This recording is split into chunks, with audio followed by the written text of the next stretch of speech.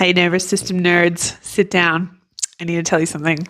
So, I'm reading a book, The Tapping Solution, and in there, the guy shares a story. It's EFT tapping, yeah? A researcher, Dawson Church, so Dr. Church, held a study where they were testing how much it actually reduces the stress in our bodies. We build up stress, tapping helps release that, and also calms down the alarm system in our brain that causes the stress reaction in our body, including like cortisol release, etc., which is also aging, by the way. Just let's put that there.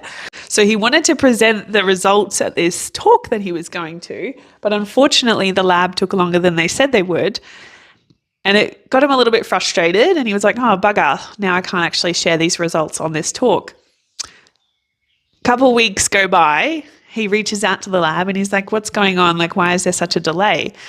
Turns out they thought something was wrong with their machines and they were retesting everything, recalibrating anything because the research results were so high, like abnormally high to anything else that they've researched. One being the cortisol was dropped by 25 to up to 50% in these candidates, whereas versus the control group that had just talk therapy, no tapping, theirs only reduced the normal lowering of what happens when we wake up with a peak of cortisol and then it starts to go down throughout the day. It was no more than like the normal lowering.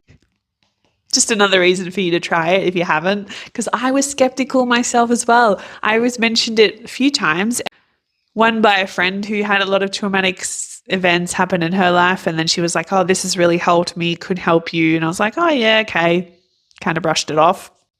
The second time was a few coaches that I'd followed here and there. They had it in like their videos as like a side thing, and then they had like these generic scripts that you'd follow to like open yourself up to more money and abundance. And that was cool.